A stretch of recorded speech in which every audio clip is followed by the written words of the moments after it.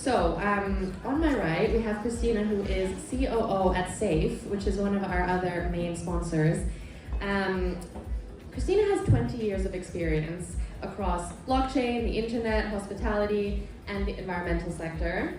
So she has not only a wealth of experience, but also 10 years in blockchain, which is more than most. It's like 100 years in another industry. Yeah, I would say I joined 4.5 years the real blockchain work. Yeah. But I know the space since basically when Ethereum got minted. Nice. Mashal is head of marketing at Octant, another one of our sponsors. Thank you. Public goods platform. And she's also was featured in Forbes 30 Under 30.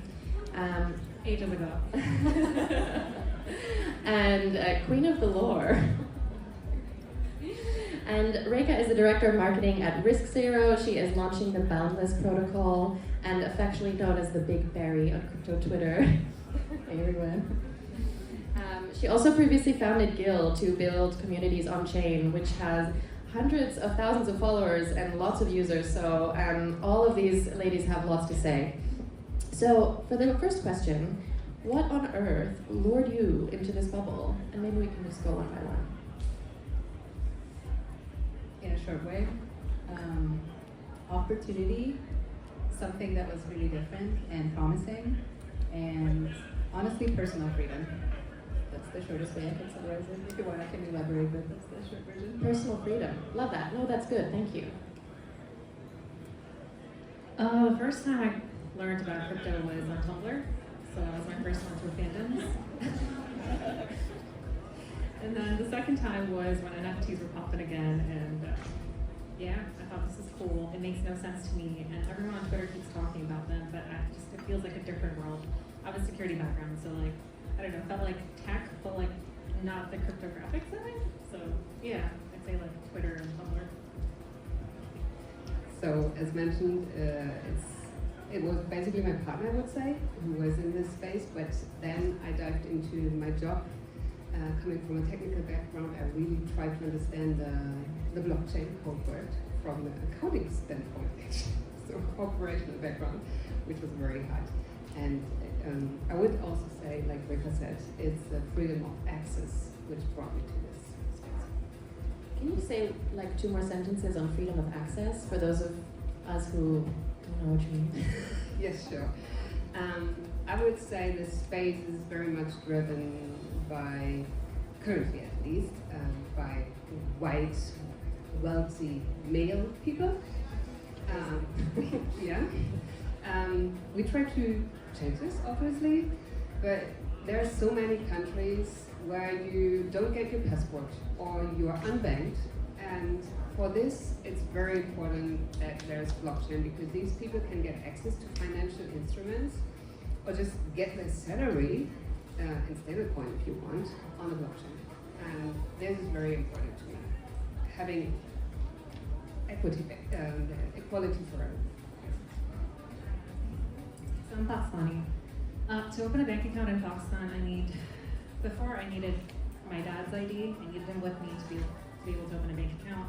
And now that I'm married, I need my husband to be there physically with me. Otherwise, it's close to impossible because of how tough they've made it. So, for a lot of it, yes, it literally affects if I was living there, how I would be able to earn, and I see a lot more the access of being able to literally, one, be able to have access to crypto and internet money or real money and stable coins. But the second part being, when you come from a country where inflation is so high that people prefer keeping currencies in other accounts, or in other, all my family right now, anytime we travel, they ask, hey, do you have dollars or do you have euros? And they keep money in that because they don't trust the Pakistani rupee because it keeps devaluing. And so what is worth today is not what it's going to be worth later on. So that's another way that crypto really, really helps people from places like that. Thank you. What are you working on now? If you can explain it in what someone said to me last night at a crypto dinner, a TikTok version.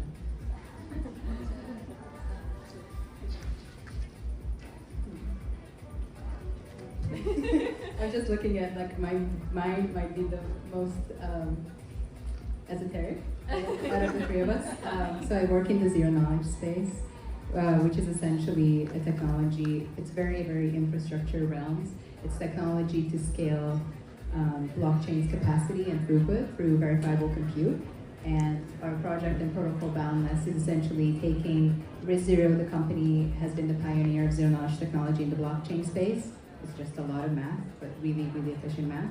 And Boundless is the protocol to take that top tier zero knowledge everywhere. And so I'm working on making that really accessible, not only for developers, for a larger audience to understand. And I think we're going to talk about that accessibility a lot on this panel today, which I always deem very, very important in this work, especially of what you said of how the space is set up currently. I think it's important that even if we build more niche and very infrastructure technology heavy products, that we communicate about them in a way that people who are exploring the space can understand, even if they're not direct users of it as well.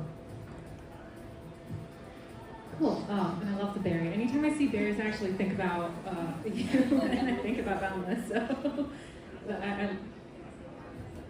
Thank you so much. And I just want to say it's verifiable compute is verifiable compute, and hence the berries, just so it makes sense. Thanks. No, of course. And her and Kashmir do such a great job in terms of like verifying the timeline. What do?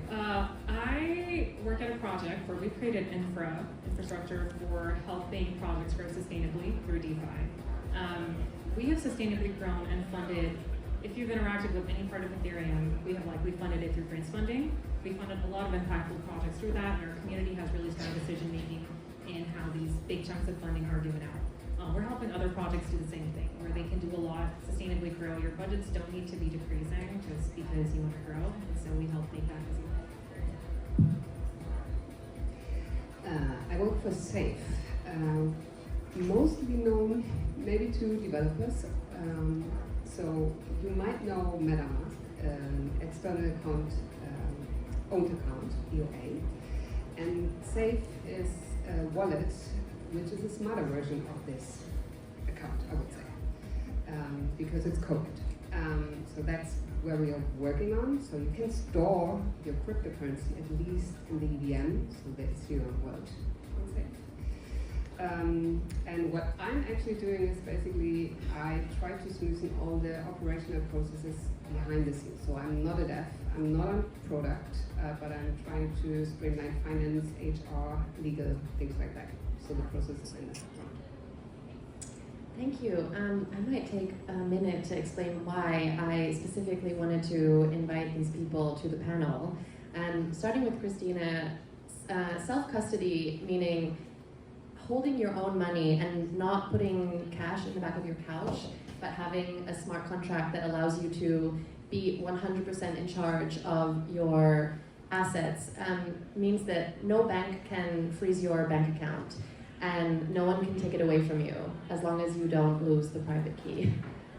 And Safe makes it safer because you have multi-signature wallets so that you make sure that you can get access, and Christina will maybe share a little bit more about that, but maybe you can go. I can share a little bit. I don't know how deep I should go. I mean, most of you know, not your keys, not your assets. So that's very true for EOAs or anything you might have on your MetaMask account. Whereas with Safe, you have a recovery possibility. So you can set up this account and invite, first of all, a mobile device or your ledger or anything next to just one key who has access to this and can sign. And like this, you can always recover this account if you want. So that's it. I would say it's just a safer version of an EOA. Cool, thanks. And Octant was one of the sponsors during my season of SheFi, and we got to have a live session with Mashal, and we also got to stake some coins, which is kind of like locking up your crypto, and then you get rewards like you would get maybe interest on a bank account, and then you get to choose what you do with those rewards. You can allocate it to yourself, or you can allocate them to public goods projects, which really spoke to me because I have been working in philanthropy for the last 5 years. I didn't know about the intersection of public goods or philanthropy and crypto until SheFi Bangkok. And it was really fun, it was really easy, and I also just love that there are people out there not just trading coins to make more money, but actually do something really cool with it. And every season or every epoch, it will be a different theme. And the first one I got to participate in was Climate Round. And it was really fun, so that's why I wanted her to be here. And so I emailed 3 different people at her company to get her to come. Thank you. How many of you have been part of a SheFi cohort? Raise your hand. And how many of you were part of this last cohort? That's amazing. Also, this is so brilliantly done. So many people. Yeah, we have different rounds. What we've done is we've funded, so we've tested different funding models, and we've also tested different themes, and we've run different forms of funding rounds as well, to understand what makes people take action a lot of times. And the climate round was a really interesting test because it was a lot of typical traditional climate projects, and there were some Web3 climate projects, and it was really interesting to see how people were engaging, participating, and it resonated with a lot of folks. Our current round is actually an Ethereum themed one, and so we have a lot of Ethereum's core projects and infra and development, and essentially projects that are contributing to ETH specifically, and we're going to be releasing the results tomorrow, so we're literally in the review process for that.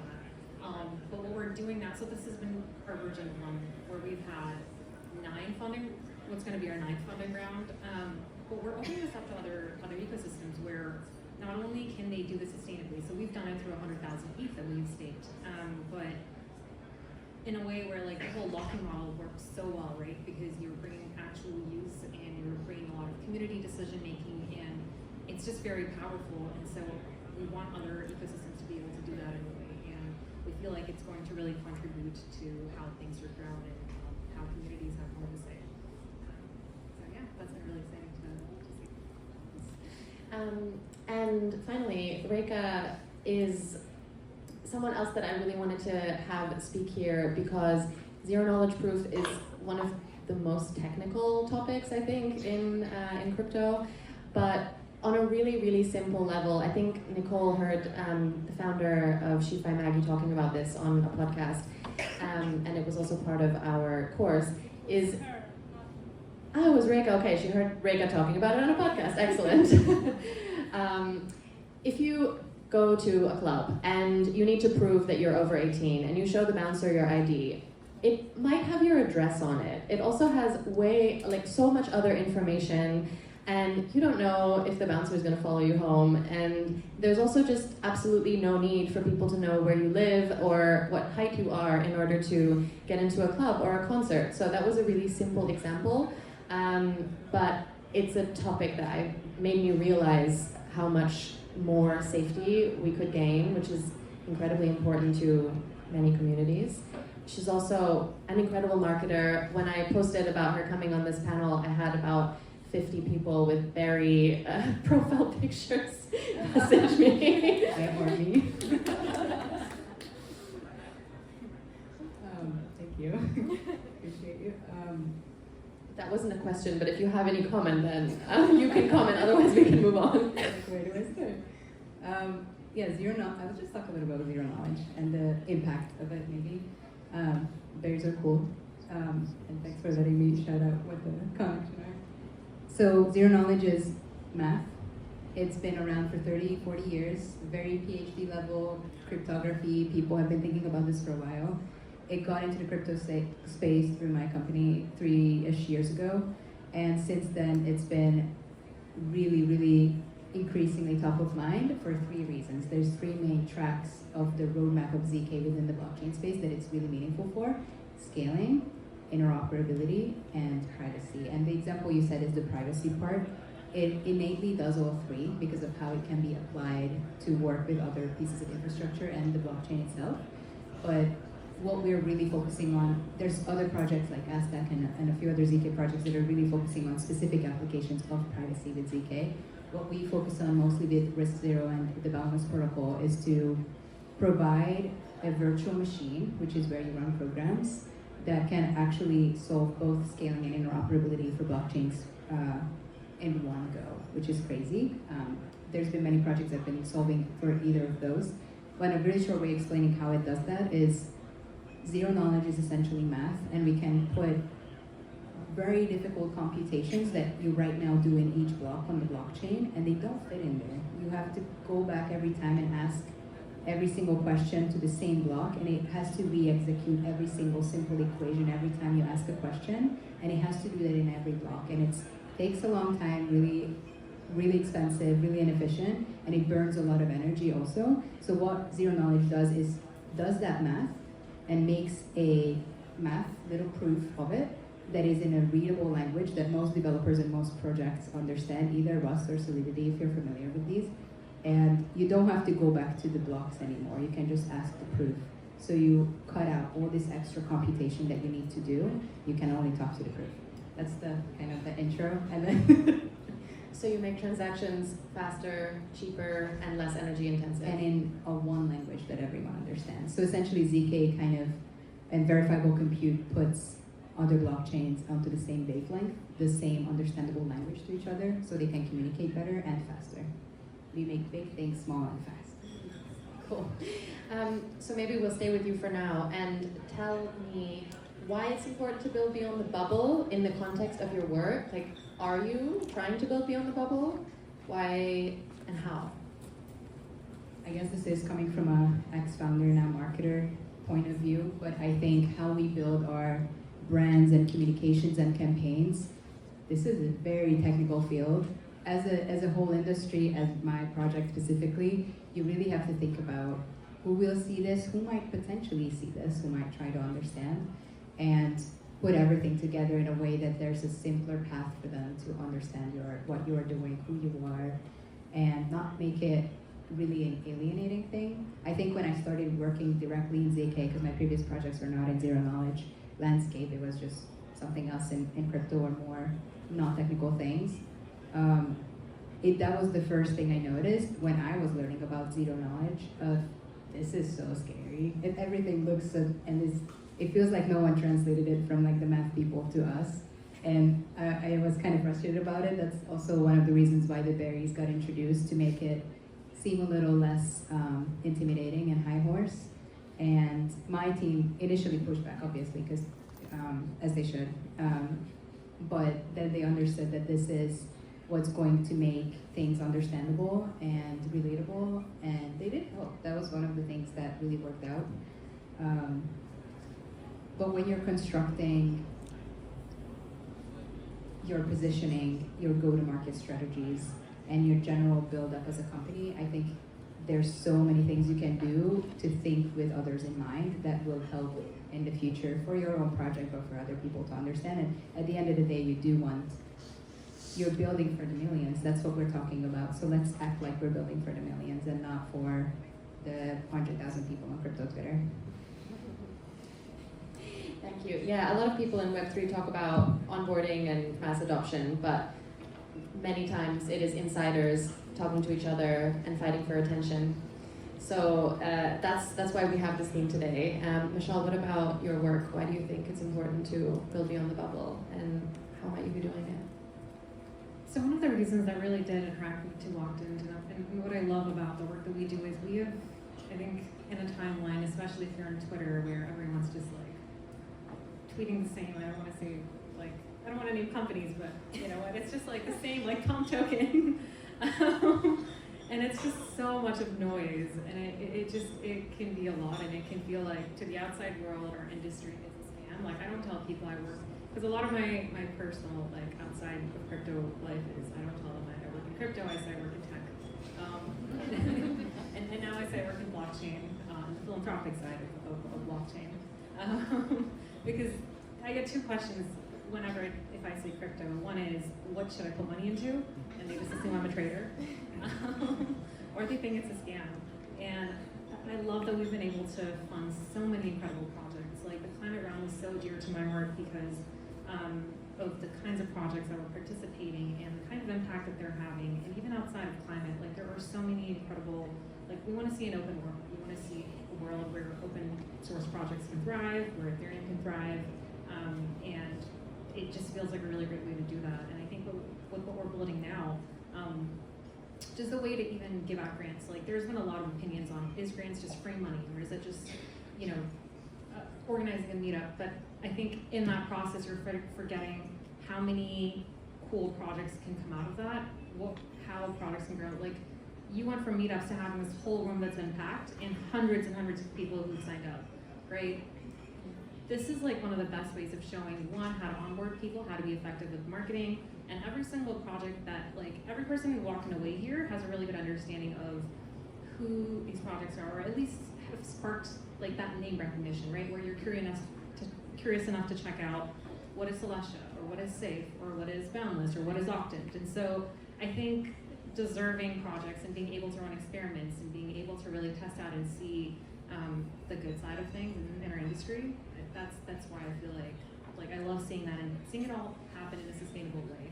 This is an industry where a lot of people have lost a lot of money, or through rug pulls or scams or whatever you want to call it, but this is such a sustainable way to do it and a legitimate way to do it, so that's why I take a lot of pride in the work that we do.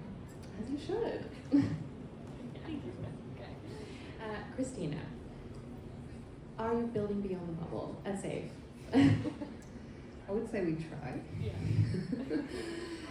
Because we are or we could be the infrastructure that people use outside. Like, I mean, you need a wallet to participate. And if you don't have a wallet, you can't live on the blockchain because you need this to sign. And yes, you need some space where you store your assets. We're not able to store everything, but we are able to at least bank unbanked people, I would say. So this is very important to me. I previously shared this, and I can totally echo what you said, that when I mentioned that I'm working in crypto, people always ask for advice. Where should I invest? And I really don't want to do this. I can't. And I prefer saying, yes, I'm working in tech. And actually my background is a little bit tech, but I'm coming from the HR perspective for a long time also. So I had to learn this from scratch as well. And it's very interesting to understand these different kind of blockchains you can use and what are their use cases, because they are all a little bit different. So, Christina, do you think, I just heard from all three of you that you're not super comfortable, showing off that you work in crypto, in blockchain. So do you actually think that we can convince the normies, as they're, let's say, affectionately called on crypto Twitter, that the water is warm and you should come in? I onboarded myself fairly recently, but just a quick sort of, I hope that it's a yes. Is it a yes? Some of them at least, if we keep working? I would say no. Not all of them. I don't like the word convince you. That's my problem. Because I don't want to convince people to use this. It's more about, it should be natural that this comes into our lives. Stripe just bought Privy for an amount we don't know, but very high one. And this says to me, in the near future, we will see the blockchain where we currently see us entering credit cards or bank accounts. So I'm pretty sure this will come anyway. So it's better for everyone basically to understand how this can work and how we can use this. Because in e-commerce and all these things, this will be the normal way of paying, most likely. And we have to build this world together. So I think it's not convincing people, but it's like introducing and explaining this word, because as you also mentioned, and I think Reka, you also said this, it's a little bit scary because it's so easy to lose something if you invest wrong, or if you lose your key, and you need to understand how you protect yourself. Yeah, it is a little bit scary. Holding all your money by yourself is pretty terrifying, but with great power comes great responsibility. It kind of goes back to the other part too, right? Where it's like, it's no one outside of probably crypto Twitter cares about what tech we're building everything on. Even though I know it's so cool, it's so innovative. I love all the cool things we're doing in tech. I love that there's such a strong privacy element and all of these things, but outside of our timelines, people don't care. So what problem are we solving? And I think if we lead with that, people have like Reddit launched collectibles and stickers, right? NFTs and a lot of different tech and crypto has already been done well, where it's not leading with crypto first. They're solving a problem or something cool or building demand, and it works. And I think if we lead with that, we're going to be a lot closer to onboarding in a way. And I think we just got to do more of that.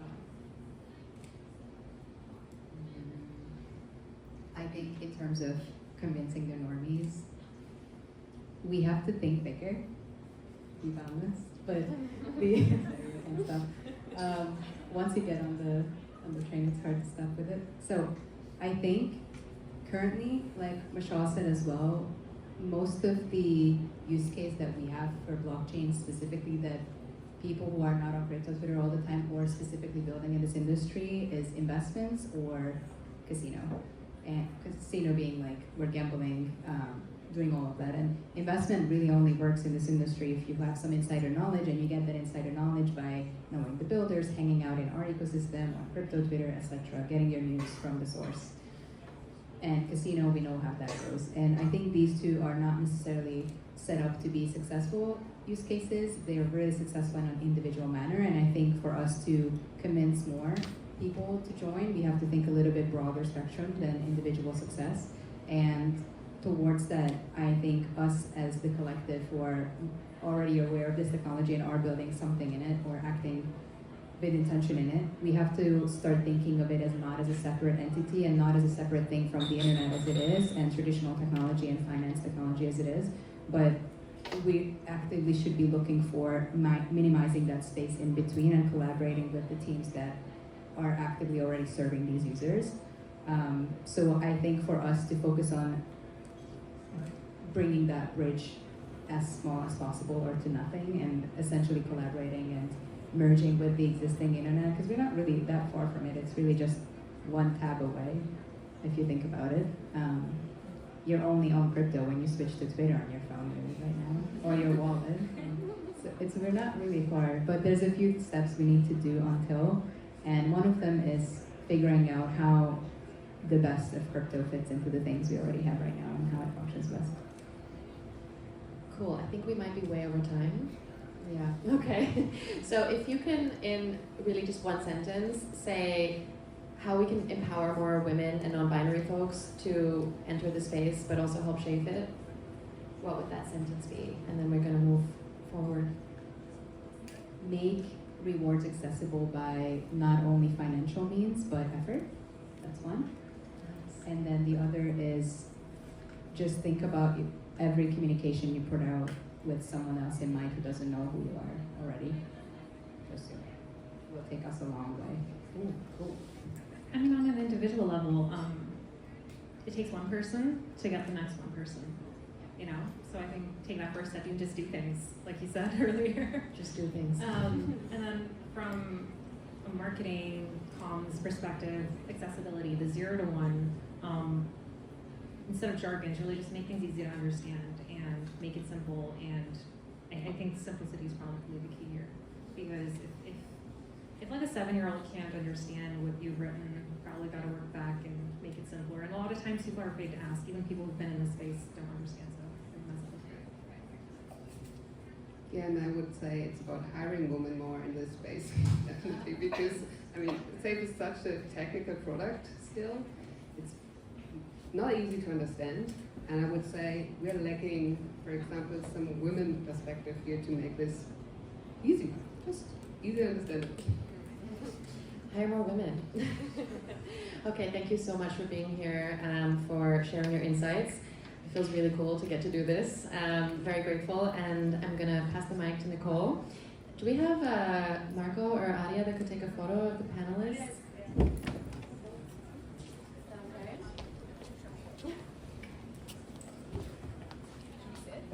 Maybe stand. Yeah, just really quickly so that we have.